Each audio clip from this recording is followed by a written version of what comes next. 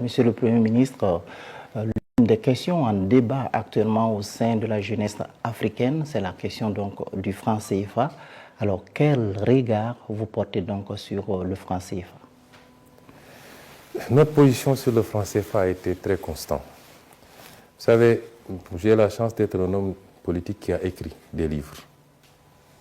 Et ma pensée est dans ces livres-là. Mais ma pensée est exprimée également à travers des émissions, des meetings. Notre position a été toujours constante.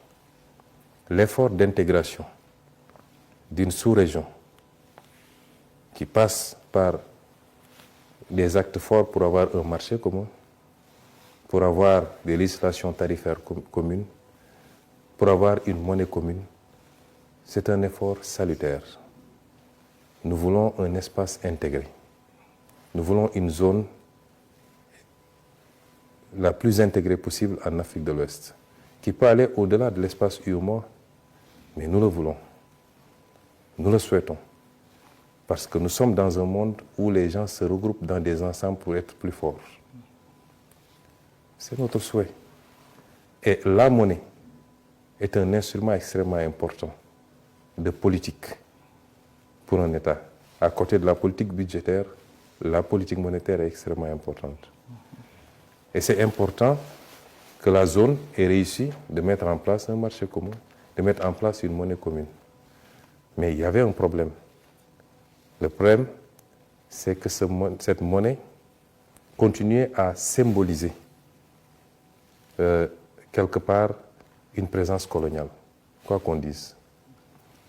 Et nous avons considéré que cette monnaie dépouillée de ces éléments-là redevenait une monnaie des Africains, par les Africains et pour les Africains.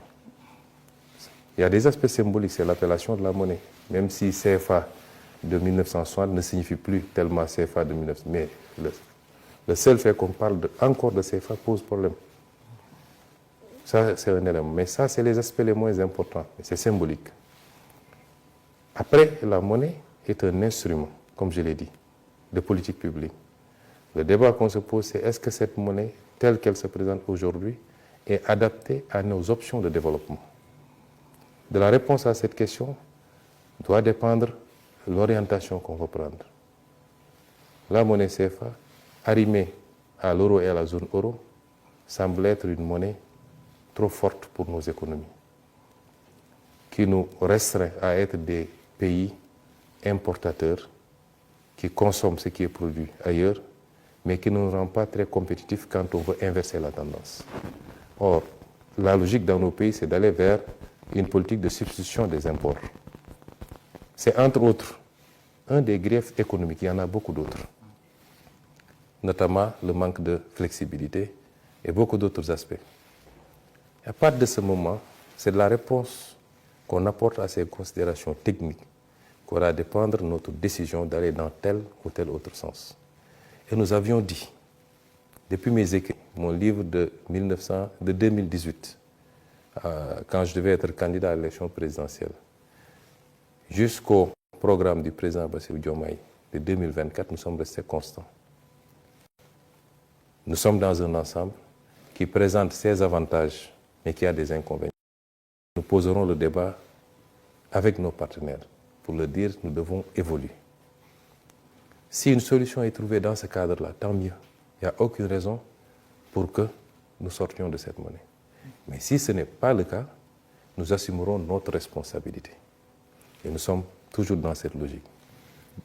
Quand nous sommes arrivés, la BCEAO, qui est l'institution commune, nous a présenté les travaux qu'ils ont faits, qui vont exactement dans le sens de ce que nous avons dit tout à l'heure.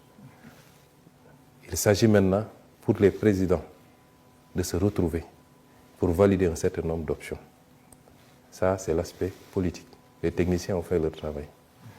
Et nous espérons que les présidents vont convoquer, vont statuer, vont nous permettre de faire un pas significatif vers l'appropriation totale et définitive de notre monnaie pour pouvoir avoir un instrument monétaire et une politique monétaire, ce qui n'est pas le cas actuellement.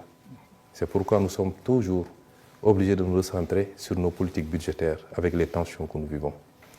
C'est ça notre position, nous restons constants. Il y a beaucoup d'amalgames qui se font. Oui, c'est eux qui avaient dit qu'ils sortiraient. Un État se gère de manière responsable. Et nous sommes avant tout des panafricanistes. Tout ce qu'on peut faire pour rester dans la cohésion, nous le ferons. Mais si on se rend compte que ça ne va pas dans le bon sens et que ce n'est pas bon pour nous, le panafricanisme a ses limites également. Ça ne peut pas se faire au détriment des intérêts des États. Et à partir de ce moment, nous assumerons toutes nos responsabilités par rapport à cette monnaie. D'accord. Alors,